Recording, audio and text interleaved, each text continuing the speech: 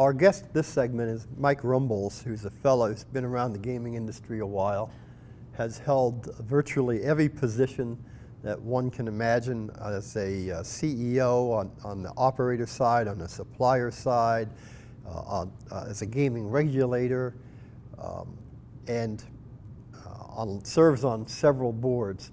So you probably have the best resume of any guy in this industry, I think, Mike. For someone who isn't looking for work, I probably do. And in your current incarnation as CEO of EVERI, you have taken a company that was a payments leader in the payments business in the gaming industry and had recently acquired a slot machine division in what was then Multimedia Games and married those two. And you had a few bumps along the way. And then you came in as CEO. And since then, you seem to have worked that magic that all those years of experience have allowed you to do. Tell us a little bit. Yeah, I appreciate that, Frank. Thank you for those kind words. I would like to think that there was some magic to it, but I think you hit on the key, and that's experience.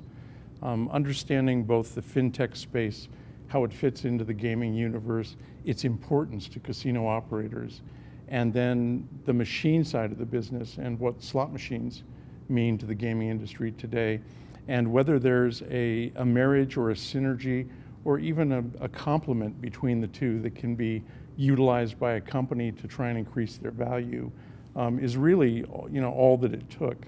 That and I have to say, 1,200 extremely dedicated people that have worked very hard to make sure that from both the game side and the fintech side that this marriage of different cultures and different companies actually works.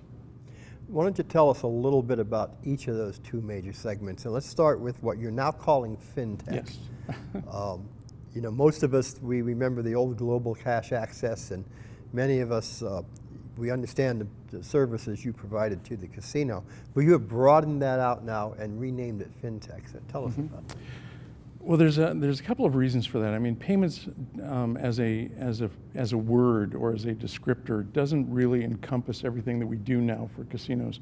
Initially, companies like the old global cash access would provide ATMs, or they might provide a kiosk for a ticket in, ticket out redemption with a sidecar ATM connected to it, and they may or may not provide some software in the cage that would allow cash advance from credit cards or debit cards, and that was pretty much their business.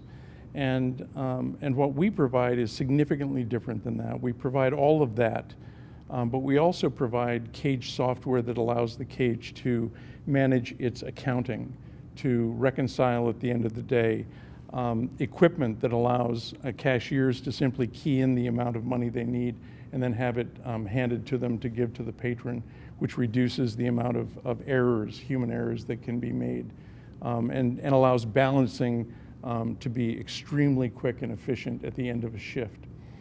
We provide equipment that arranges for the W2Gs on jackpots to be processed extremely quickly once we have the identification of the patron, to get them not only their W2G, but get them back in play much more quickly, which is, of course, what the whole purpose of the casino operating systems are about, is to be efficient and allow the customers to continue playing. And we're introducing, and in addition to that, we have the EVERI Cares module, which allows money to be given to charities that are excess change on a ticket in, ticket out redemption. But despite all of those, we're now moving into the digital age, and as we do that, we've designed a digital wallet.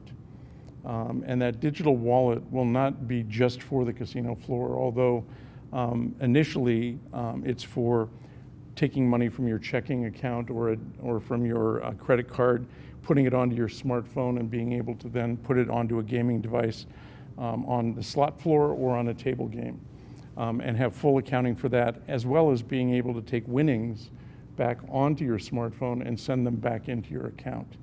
That's where it starts, but it actually is capable of moving throughout the enterprise.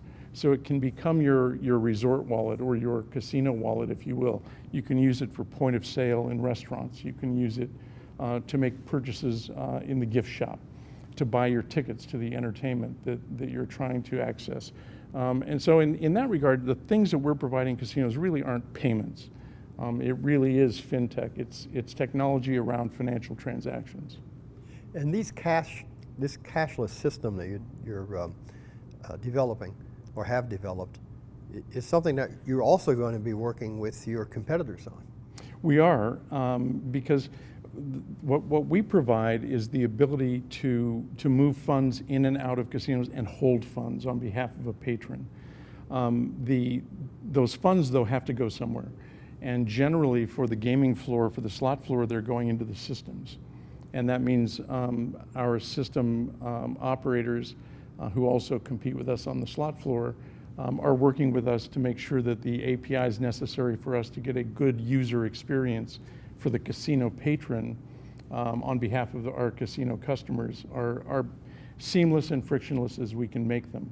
But it does require cooperation from both of us. On the slot machine side, give us an update on that area. You know, we've taken the company away from being just a Class 2 provider in tribal casinos and moved our offerings into Class 3 as well as Class 2. We've also significantly expanded our footprint of operating games. So we're currently operating in excess of 14,000 machines throughout the United States, and less than half of those, or excuse me, just over half of those are still in the state of Oklahoma in tribal operations. The rest of them are spread throughout the U.S. and are in both Class 2 and Class 3 casinos throughout the U.S. And within that footprint, we started creating both a wide area progressive for Class 2 and Class 3 in tribal country, but also Class 3 for commercial casinos. And we'll launch that Class 3 wide area progressive in the first quarter of 19. And in doing that, one of the things we've started working on are licensed brands. And so amongst the licensed brands that you'll see at the show this year that we didn't have last year, you'll see an expanded Willie Nelson offering, although we did show a bit of Willie last year. But you'll see The Mask, you'll see South Park, and then there'll be one or two that might be a surprise to some people that we have up on the floor. Okay, South Park and Willie Nelson, that's two sort of unconventional. Well, if you had Snoop Dogg's new game show, then that's a trifecta. You're part of the story from your slot machine side is diversifying your products, having a broader product line, but also expanding geographically. Yes. Are you near where you need to be geographically? You know, we're not. You know, my preference would be to have more of our devices in more jurisdictions than we do currently. We're in a tremendous number of jurisdictions from when we first purchased the company.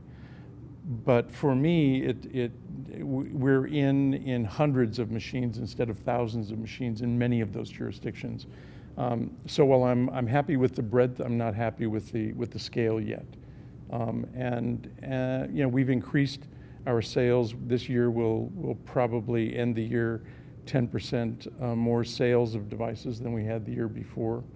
I would anticipate the same or something similar for next year. But at the end of the day, we're looking to be in the 10,000 machine sales per year and increasing our footprint of operating machines by about 500 to 600 to 1,000 per year as well. And at the same time growing that daily win per unit in those operating pieces. And that means that our development has to continue to be better than it has been in the past, and it's proven itself.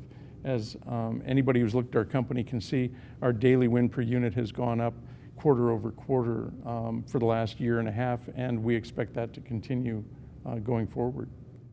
You are in two entirely different worlds, and sometimes it's hard for investors who understand one part of that world to understand the other. What would you like investors to best understand about EVERI? You know, I think the one thing that is probably least understood is the value that we have within those two segments. Well, first of all, investors should recognize that we have one set of customers, and those customers are casino operators. Currently throughout North America, to a smaller degree, South America, the UK, and Macau, but with the potential to go international going forward. But the assets that we have within both our fintech unit and our games unit have never really been, in my view, understood by the investment community. We have, for example, a system that determines the outcome of games that is connected to 18,700 machines. That's more than any central determinant system in North America. And it's working 24/7 to provide those results and continues its uptime to 5 nines. I mean, that's a tremendous asset when it comes to managing a VLT set of devices. But on the fintech side, we have a network that connects to over 800 casinos, not only securely and with an uptime, again, at least the 4 nines, if not 5, but also has been vetted and looked at by gaming regulators as well as financial regulators in every jurisdiction, and in many cases by federal financial regulators, to make sure that it was secure and safe. And that system, that pipe, if you will, into casinos throughout North America allows us to provide all kinds of digital content into casinos that we have only begun to scratch the surface of today. So we're at G2E, where everybody wants to see what's new. What are the 1 or 2 must-see products you have on display? Our mechanical reel product with the wheel on top is probably the one product everyone should see, given the strength of our 3-reel mechanical devices in the marketplace. But in addition, we have a new cabinet. We've finally accepted the curve as being here to stay. Although rather than going vertical, we're going horizontal with 2 of them. That form factor will be a premium form factor, but certainly at some point could become a for sale form factor as well. Those 2 new cabinet types, I think, are important to see.